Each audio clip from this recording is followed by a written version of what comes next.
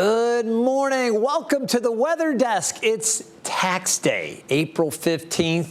Hopefully your taxes are done. Hopefully you can go out and enjoy some of the warm conditions. If you live here in the Mid-Atlantic or along the East Coast, it's been a surge of warmer air that we've been dealing with. We're going to see some changes coming up, at least some subtle changes, and that's one of the things we're talking about. You know, each and every day on the Weather Desk, we break down today's top weather headlines, and these are some of the topics we're going to tackle today. I am tracking chances for showers with another frontal boundary that's coming through the area throughout daybreak this morning and after daybreak here on the 13 News Now Plus stream. We've been covering the approach of this front. It's getting closer. It's going to usher in cooler weather into the Mid-Atlantic. So that's one of the things that we're going to talk about.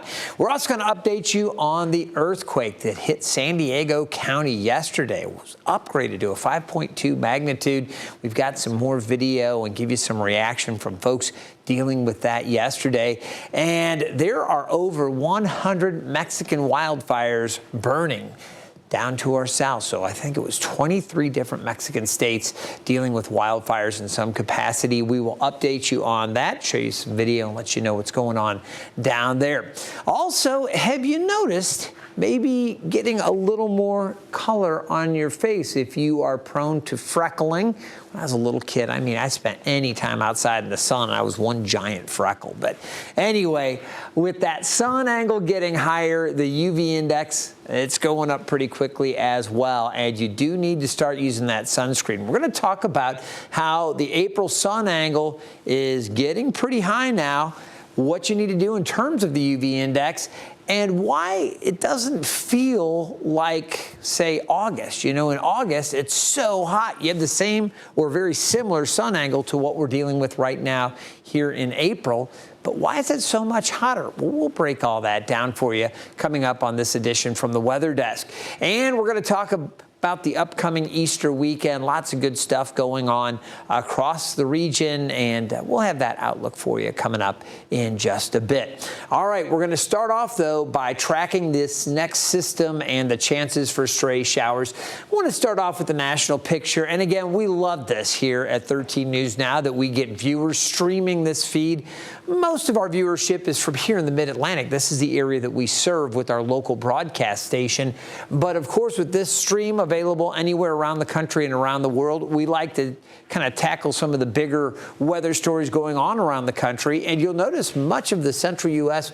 very quiet right now. It's quiet down through Florida, beautiful down across the Sunshine State, looking good in the Pacific Northwest. We do have some scattered showers out there, but I really want to focus on this storm system here. So as we take a little closer look, you'll notice some rain showers just now pushing off the Jersey shore down through Delaware, parts of Maryland. It's still a little wet. We've got some scattered showers kind of in a line back out to the southwest from eastern and northeastern Virginia back out through the central part, the Piedmont, and then back into western North Carolina.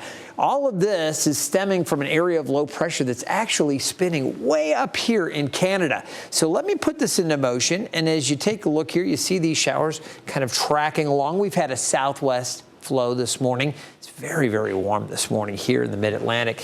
As we take a look, you'll notice the wind's kind of shifting around to the northwest back here. So you know there's kind of a broad circulation here. Let's put our winds on, and again, you see the winds coming up from the southwest across coastal sections of North Carolina.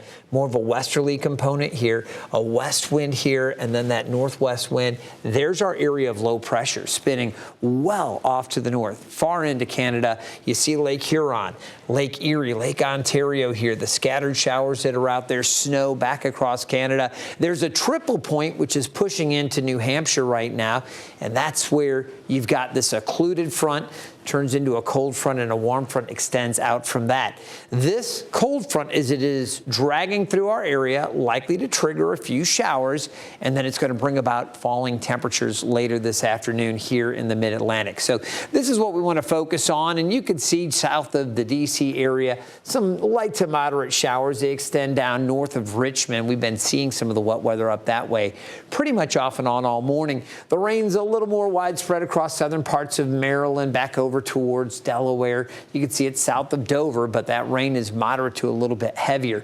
Here's the live radar sweep. And again, much of I-95 starting to dry out. There's still some showers there just north of Richmond. So some of the areas back off, just off to the north there, still dealing with a few sprinkles. And then we've got some more wet weather out around Lynchburg and Farmville. It extends back down again, Roanoke. Seeing some wet weather showing up with the radar out that way. A little bit of wet weather down south of Mount Airy and south of Bluefield. Earlier this morning, we had showers up into West Virginia, but things really are starting to quiet down. We are going to deal with that front coming through, and that's going to bring about some changes to our weather. So let's talk about what's going on here. Locally, all morning, the weather's been just fine across Hampton Roads. We are seeing an increase in the high clouds out there, and there's that front really just pushing into the western parts of the viewing area as we speak. Now, there's not a lot of rain directly associated with this, but this front is providing just enough lift in the atmosphere that we could see a few stray showers. So as this works off to the east-southeast, we will see a chance for a few showers a little bit later today. And I'm thinking late morning or early afternoon, the best chances, and it's just a slight chance. Again, isolated showers around 25–30%. That's about it. You see this little line here that sets up around noon from the northern part of the eastern shore up into Maryland, back across the northern bay, Tangier Island, back through the middle peninsula, across the peninsula, and then back out towards Surrey and Sussex. Just very isolated showers, maybe a stray shower down towards Emporia. That's around noon. Now, as we go through the afternoon, 1:30, 2 o'clock, you see a few more showers around Newport News. Maybe back up towards York. We could see that. Maybe Poquoson sees a shower. There could be a shower around Hampton or over the eastern shore. We'll see that chance for showers here around 2 to 3 o'clock. And then after 3:30 or so, most of that stuff moves away. Maybe a little more enhancement on the exit, down around the Outer Banks and then offshore. But we're going to see clearing across most of Hampton Roads. So the winds shifting around to the northwest, cooler, drier air comes in, and that's going to set up more sunshine for our Wednesday and our Thursday, but it will be a little cooler. Our normal high is now 70 degrees this time of year. Today, we're above that. We'll be up in the lower to mid-70s, and then falling behind the front, highs tomorrow should be in the mid to upper 60s. As you can see, it will turn cooler and stay cooler as we go into Wednesday. So Wednesday, we start off 40s and low 50s, and then as we go through the afternoon, you're back up into the 60s, but that's about it. Mid-60s, not much warmer than that. So obviously, cooler and drier air comes in. We'll enjoy a lot of sunshine. That's going to be nice, but just a little bit cooler. And not unbearable, but cooler, below average. All right, after that, Thursday stays cool, and then we see another warm-up as the winds will eventually shift back around to the south as we get into Friday, another surge. Now, the chances for showers, not great, but there is that chance. I do expect a few isolated showers coming through at some point during the early to mid-afternoon. We'll say between noon and about 3 o'clock, the best window of opportunity for isolated showers. Once they clear, you can see the rest of the time period, we are going to clear it out, and there is no chance for rain. Things will be much drier. We're not talking about a lot of rain. No, not with this frontal boundary. It comes through, maybe a few sprinkles here and there. The NAM produces, that's one of our high-res models, produces only 1/100th of an inch. The global forecast system, that's a global model, about 4/100ths of an inch. The graph model, another high-res, and the Canadian global there, the GEM, just about 1/100th of an inch. That's it. The Euro keeps us more or less dry at Norfolk. So none of the models doing a lot, all of them suggesting there might be a shower or two. And even with the Euro being dry in Norfolk, it does offer that thought that there might be a stray shower here or there away from the airport. So that's how we're looking. This is a quick live look, our sky view from the Thompson Creek Window Company. This is from the Jordan Bridge. Here's Norfolk off in the distance here. You can see looking across some of the shipyards here in Portsmouth. Things are looking pretty good. The skies are bright. We do have some high cirrus clouds out there. Not a lot of really thick cloud cover, not a lot of rain-producing cloud cover, obviously evidence to there. But as that front gets closer and pushes through, we may see a brief period with a little bit more thicker cloud cover and that potential for a few stray showers. You notice folks out working in like the trucks casting shadows, the buildings casting shadows. So even though there's that high thin cloud cover, The sun is making it down. It's kind of a filtered sunshine, but we do have the sun right now. Not a bad day for Hampton Roads, and obviously the weather not impacting any of the activities here as this crane's loading up the barge and they're moving some of the materials around down there along the river. So that's what's going on right now in Norfolk and specifically Hampton Roads. Now we're going to take a look at the airport. It's 71 degrees. Temperatures will top out today in the late morning and then actually turn cooler during the afternoon behind that front. Winds are still west-southwest right now, 10 miles per hour. Once that front comes through, the winds shift around more to the west-northwest. Pressure is holding steady, 29.65 inches. We'll see that pressure going up a little bit once the front clears. So our temperatures are in the upper 60s to low 70s right now. You step outside, it feels great around Hampton Roads. We want to take a look at the recent wind gusts, and we haven't seen much. You saw one down to 20 miles per hour there at Manio. We've seen a few higher gusts, Kill Level Hills and Duck around 20, 21, 22 miles per hour at times this morning. But as we get into the afternoon and that front comes through, we're going to see the winds picking up a bit more. I do expect winds eventually building up to about 25, maybe even 30 miles per hour, so a bit breezier as we go through the afternoon. You'll notice again the winds have been fairly light this morning from the west, but there's a little bit of a northwesterly component and those winds picking up as we go into the afternoon. So that's what's happening with Hampton Roads with this frontal passage. I also want to give you a heads up that small craft advisories will be up for the bay and for the ocean a little bit later on. High tide comes at 11:27, low tide at 5:18. Not a bad day, but it's going to be a little windy out there because of that small craft. You're advised to stay in port. You don't want to go out there and get in trouble. All right, we're going to take a look at what's going on with earthquake reports. Things pretty quiet here, but back to the northeast of San Diego. Parts of San Diego County reported feeling a powerful earthquake yesterday. The U.S. Geological Survey later updated it to a 5.2 magnitude earthquake. A series of aftershocks quickly hit in the same general area, most with magnitude readings of less than 3.0. The quake was felt as far away as Orange County in West Los Angeles. Like instantaneously, like just the aggressive shaking, and I started hearing all like the popping of the bottles hitting the ground, and like within the 10 seconds, you know, you're in shock, of course. I know we're not going to fall into the ocean, but it certainly felt that way at the time. We were just standing here working, talking to one of our customers, and then all of a sudden, like the entire ceiling was shaking, rattling, and the ground was moving, and it was real rumbly, loud, and it was super scary. My one customer took off running. I'm sure it was very, very scary. Our sister station, KFMB in San Diego, has more reaction this morning as the quake impacted workers on major construction sites. Here's Abby Black.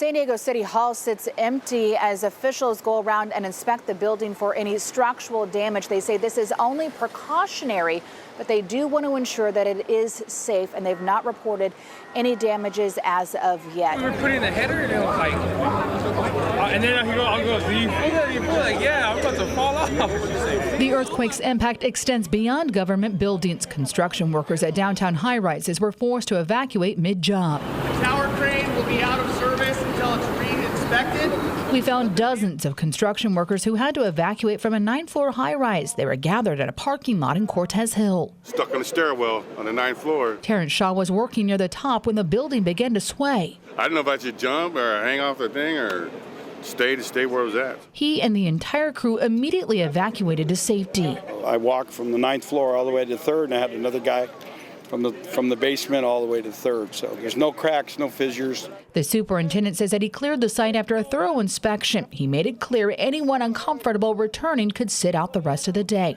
These emergency drills are something they prepare for. If you're not comfortable with aftershocks, then stay out. Just blocks away at the Central Courthouse, the quake disrupted operations. One potential juror felt her heart nearly jump from her chest. The floor started bouncing. I was like, oh my gosh, we're having an earthquake. A couple filling out paperwork felt the 4th floor shake before sheriff's deputies cleared the room. We were just filing some paperwork, and up on the 4th floor, we started moving and shaking. I was like, whoa, there's my cardio for the day. Yeah, exactly. Despite the scare, the court clerk confirmed that no damage was found. Operations resumed within the hour, and City Hall remains closed until a full inspection is complete. Across downtown, we're seeing more disruption than damage, and fortunately, no injuries. Kind of just be grateful that we're safe and thank God that nothing crazier happened. In downtown, Abby Black, CBS 8. Again, certainly getting the attention. Now, here's San Diego. Again, this is where the earthquake took place, and it was a magnitude 5.2 feet. The depth was about 9 miles. So that's the official earthquake report that we got, and we will continue to monitor earthquake activity all around the world. All right, as we take a look right now, I want to switch our attention to wildfires and look at all the wildfires indicated here. These are active wildfires that we automatically have plotted into our system.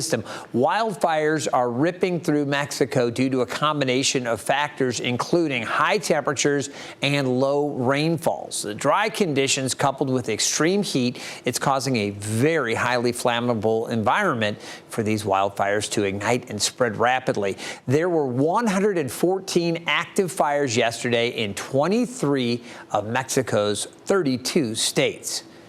Take a look here, and I just want to show you again this particular one, the models here, the smoke models picking up on the just intense smoke, and you see the potential here over the next couple of days. So a lot of smoke issues down there, and that's just a couple of the fires that the smoke models are really picking up on. There's a lot to be concerned with down to the south, so we're going to continue to, of course, keep a close eye on that. All right, I want to talk to you about our next topic, and that is the sun angle and the fact that, you know, it's getting higher and higher in the sky. It may not feel all that warm. Some days are starting to get warm now. We're starting to transition where we've had some days here in Hampton Roads already upper 80s to low 90s, but then you can also have days in the 50s. We've seen that with afternoon highs in the 50s, despite this sun being so bright.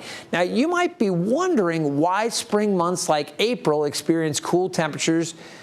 Well, compare that to August, even though the sun is beaming right down on us, just like that high sun angle that you'd get in August. Well, we've got some weather IQ from our sister station in Charlotte. Here's WCNC's meteorologist Becca Birdsall. Did you know that the late April sun is just as strong as in August? That's because the sun angle, how high the sun up is in the sky, matches up this time of year. But here's the catch. It doesn't feel nearly as hot. Why? Well, our temperatures lag behind the sun angle. In April, the land and ocean are still warming up from winter, while in August, they've had months of summer heat. So even though the sun delivers just as much energy, April air temperatures are usually much cooler than the dog days of summer. But here's what doesn't change, the UV index. The higher sun angle means stronger ultraviolet rays, which can cause sunburn just as easily in April as in August. And if you're wondering, June 20th and 21st are the days with the longest amount of rays. Since it doesn't feel as hot as in April, you might not realize you're getting too much sun until it's too late. That's why sunscreen is a must this time of year. UV rays can damage your skin even on breezy or cooler spring days. So whether you're headed outside for a spring hike, a ball game, or just working in the yard, lather up with SPF and protect your skin. With your Weather IQ, I'm Weather Impact Meteorologist Becca Birdsall. All right, appreciate that update. We're going to talk a little bit more about those sun's UV rays and the risks. Again, they include skin cancer, obviously sunburn, eye damage, and wrinkling. You think about it, even, for skiers that ski through the winter, when they get up to higher elevations, they can still get sunburned very easily, especially when you've got sunlight reflecting off the snow. It can get you in different ways. So don't think, oh, it's got to be hot to get a sunburn. Not at all the case, as we just explained to you. What you have to do to protect yourself, obviously sunscreen, it's imperative. You've got to take care of your skin. You also want to wear a hat, sunglasses, and limit time in the sun. So what about today? Well, today I took a look at the Norfolk UV index, and it was on the low end of this 3 to 5 range. That's because we're anticipating more cloud cover. But right now, as I showed you that live look just a little while ago over the Elizabeth River, looking back towards Norfolk from the Jordan Bridge, you could see there was like a veil of high, thin cloud cover.